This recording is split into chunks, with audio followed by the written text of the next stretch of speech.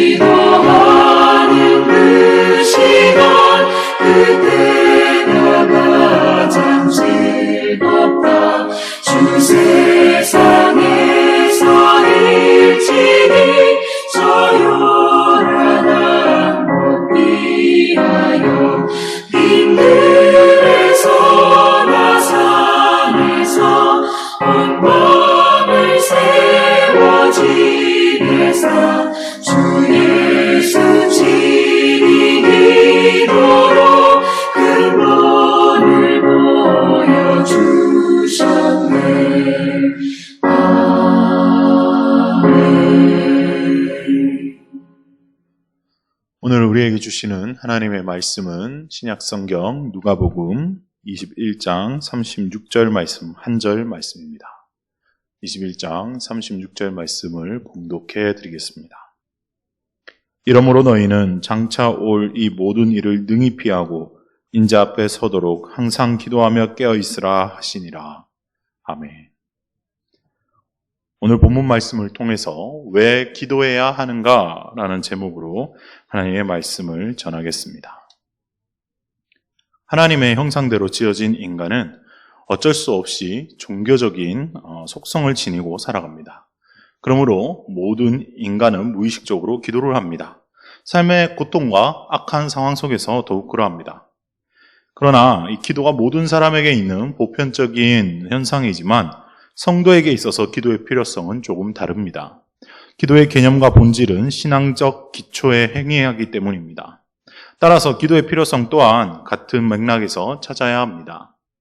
즉 불신앙인들이나 다른 종교인들처럼 위기를 당하거나 복을 받기 위해서 자기중심적으로 행하는 것이 기독교인의 기도 행위가 아님을 인식해야 합니다. 기도는 성도의 호흡이요, 특권이요, 필수적인 의무임을 유념해야 하겠습니다. 그래서 오늘은 기도가 가지는 이 의미와 기능, 또 기도해야 하는 이유들에 대해서 함께 성경을 찾아보며 알아보도록 하겠습니다. 첫 번째 주안점입니다. 첫 번째 주안점은 기도는 성도의 무기라는 점입니다. 기도는 성도의 무기입니다. 기도는 두 가지 무기가 됩니다. 첫째로 방어용 무기로 사용하는 기도입니다. 사단의 공격으로부터 나를 지킬 수 있는 힘은 기도입니다. 성도는 그리스도 예수의 종이요 군사입니다. 이 불의의 죄와 이 날아오는 불화살들을 막기 위해서는 기도로 우리의 믿음을 지켜야 한다는 것입니다. 사단의 사망 권세와 끝없이 싸워야 하는 예수 그리스도의 좋은 군사로 택함 받았기 때문입니다. 선으로 악을, 의로 불의를, 진리로 거짓을 이기는 생활이 그리스도인을 따르는 자들의 생활입니다. 그러므로 이와 같은 선한 싸움에는 무엇보다 성도의 양심과 영혼이 진리로 잘 무장되어 있어야 하겠습니다. 특히 이 지금과 같은 코로나19의 시대에 신앙의 긴장의 끈이 풀어지기 딱 좋은 시기입니다. 교회에 가지 않는 것을 아주 자신에 대한 스스로의 면죄부를 부여하면서 어쩔 수 없잖아 라고 타협하는 순간 신앙이 풀어지고 양심이 악에 오염되고 영혼이 죄의 무방비로 노출되고 만다는 것입니다. 무서운 점은 이렇게 된다면 택함받은 성도라고 할지라도 사단의 공격 앞에 무방비로 노출될 수밖에 없다라는 겁니다. 그러므로 성도는 성령의 도우심과 그 권능 안에 보존되어야지만 사단을 능히 이길 수 있습니다. 이와 관련해서 예수님께서는 마태복음 26장 41절에서 시험에 들지 않게 깨어 기도하라 라고 말씀하셨고, 베드로 사도도 만물의 마지막이 가까이 왔으니 그러므로 너희는 정신을 차리고 근신하여 기도하라 라고 베드로전서 4장 7절에 말씀하셨습니다. 왜 이렇게 말씀하셨을까요? 기도하지 않는다면 사단이 틈타고 들어오는 것조차 알아차릴 수가 없기 때문입니다. 기도는 호흡입니다. 호흡하지 않으면 살아갈 수가 없죠. 사단이 내 영혼을 잠식한다 해도 알아차지 못하는 이유가 무엇입니까? 기도하지 않기 때문입니다. 기도하고 영성생활을 깊이 하는 사람들은 사탄이 생각을 통해 틈을 비집고 들여오려고 해도 평소에 하나님의 생각으로 뒤덮여져 있기 때문에 바로 이것이 사단의 공격이라는 것을 깨닫고 그 생각을 기도로 물리칩니다. 기도하지 않으면 절대 알아차릴 수가 없어요. 생각이 나로부터 오는 생각인지, 이 생각이 사단으로부터 오는 생각인지, 이 생각이 하나님이 주시는 생각인지 전혀 구별하지 못한 채 다 내 생각같이 생각하고 살아가게 되어 있습니다. 내 생각으로 생각하고 살아가면 어떻게 되어 있습니까? 내가 생각하는 대로 살아가게 되죠. 이처럼 기도는 죄와 사망의 권세의 이 공격으로부터 자신의 영혼을 보호하는 방어무기 체제입니다. 그러므로 사단의 공격이 쉼없이 끊임없이 몰려오듯이 이 기도를 쉬지 않는, 이 기도로 그들의 공격을 끊임없이 막아내는 저와 여러분 되시길 주님의 이름으로 축원합니다. 또한 기도는 공격용 무기가 됩니다. 소극적인 방어에만 집중해서는 결코 적을 물리칠 수가 없죠. 한 걸음 더 나아가 적극적으로 이로써 능히 악한 자들의 모든 불화살을 소멸하고 성령의 검으로 사단의 공격을 막아낸 뒤에 성령의 검으로 사단을 쳐야 하는 것입니다. 대적에게 휘두를 수 있는 공격 능력을 제공하는 것이 바로 이 기도입니다. 예수님께서는 진실한 성도들에게 사단의 권세를 무찌를 수 있는 권세를 허락해 주셨습니다. 즉 그것은 성령의 은사라고 부르는 축기, 병고침, 구제, 사랑, 전도 등 하나님께서 주시는 은사를 통해서 발현됩니다. 그런데 이 은사들 역시 성도의 힘으로, 내 스스로의 힘으로, 그리스도인 자신의 힘으로 운영되고 발휘되는 것이 아니라 성령 하나님께서 내게 능력을 주셨기 때문에 할 수 있다라는 것을 깨달아야 하는 것입니다. 어떤 사람들은 이 능력이 하나님께로부터 왔다는 것을 알면서도 시간이 지남에 따라 내가 무언가 특별해서, 내가 무언가 잘나서 이런 능력들이 왔다라고 변질되게 됩니다. 그러면 정말 큰일 나죠. 성령의 능력을 의지하지 않고 힘입지 않으면 실탄 없는 총으로 전쟁에 나가는 것과 똑같습니다. 그러므로 예수님께서는 귀신을 쫓아내지 못했던 제자들에게 기도 외에는 다른 것으로 이런 종교가 나갈 수 없다라고 마가복음 9장 29절에 말씀하고 계십니다. 기도는 성도에게 주신 영적 방어 무기인 동시에 공격 무기이므로 날마다 갈고 닦아서 언제든지 뽑아서 쓸 수 있는 준비태세를 갖추는 저와 여러분이 되시길 주님의 이름으로 축원합니다. 두 번째 주안점입니다. 두 번째 주안점은 기도는 축복의 통로라는 것입니다. 기도는 축복의 통로입니다. 기도는 이 축복의 통로라는 이 두 번째 주안점에서 우리가 알아야 할 첫 번째 핵심은 기도를 통해 언약을 성취받게 된다라는 것입니다. 기도를 통하여서 하나님께서 내게 주신 언약을 성취할 수 있다라는 것입니다. 성도는 언약을 받은 존재입니다. 어떤 언약을 받았습니까? 그리스도 안에서 하나님의 영생에 대한 언약, 그리스도 때문에 하나님께서 주시는 영생에 대한 언약을 선물로 받은 특권적인 존재입니다. 죄의 용서, 하나님의 동행, 영생의 획득, 믿음의 승리 등 수많은 하늘의 언약들이 우리에게 주어졌습니다. 이와 같은 언약은 우리의 노력이나 공로로 받은 것이 아닌 예수 그리스도의 대속의 은혜 속에서 하나님께서 주신 선물이자 축복입니다. 그런데 그와 같은 언약과 축복이 성취되려면 성도들에게 한 가지 필요한 것이 있어요. 그것이 뭐예요? 바로 믿음입니다. 믿음. 하나님께서는 저와 여러분에게 믿음을 요구하십니다. 다른 것을 요구하지 않으세요. 선한 행동이나 뭔가 해야 되는 봉사나 물질이나 하나님께서 그런 것들을 원하시지 않습니다. 하나님께서 원하시는 것은 단순한 믿음입니다. 아무리 하나님께서 언약대로 축복해 주시려고 해도 사람이 그것을 믿지 않고 그것을 소망하지 않으면 주실 길이 없다는 거예요. 가나안 땅을 언약으로 받고 출애굽하게 된 이스라엘 1세대들이 광야에서 멸절하게 된 이유가 무엇입니까? 하나님에 대한 언약을 불신하고 가볍게 여겼기 때문입니다. 그러므로 기도는 하나님 언약에 대한 성도의 믿음에 대한 응답인 동시에 우리의 하나님에 대한 응답인 동시에 행위입니다. 이와 같은 성도에게 하나님께서는 그리스도 안에서 행하신 모든 구속과 축복의 언약을 성취시켜 주시는 것입니다. 따라서 기도하지 않으면 하나님께서 주시는 언약을 받을 수 없다라는 것을 기억해야 하겠습니다. 하나님께서 에스겔 36장 37절에 이렇게 말씀하셨습니다. 주 여호와께서 이같이 말씀하셨느니라. 그래도 이스라엘 족속이 이같이 자기들에게 이루어주기를 내게 구하여야 할지라. 아멘. 따라서 이미 허락되어진 축복이라 할지라도 기도해서 내 것으로 만들어야지, 내가 기도하지 않고 그냥 감나무 밑에 누워서 감이 떨어지듯이 기다리듯이 그냥 하나님 다 알아서 축복해 주세요, 하나님 내 어려운 거 하나님 아시니까 다 알아서 해주세요, 이것은 잘못된 기도의 태도라고 담임 목사님께서도 말씀하셨죠. 우리는 기도로 하나님 앞에 나아가서 하나님께서 준비해 두신 내 인생의 모든 축복들을 하나님께서 받는 저와 여러분 우리 모두가 되길 주님의 이름으로 축복합니다. 이 기도는 축복의 통로라는 두 번째 주안점에 또 두 번째 핵심이 있습니다. 두 번째 핵심은 기도를 통해 불가능한 것을 가능케 한다라는 것입니다. 기도는 불가능한 것을 가능케 하는 놀라운 축복의 통로가 된다는 겁니다. 성도에게 주신 이 모든 의무는 사실 세상적인 관점에서 바라봤을 때는 불가능한 것처럼 보일 때가 참으로 많습니다.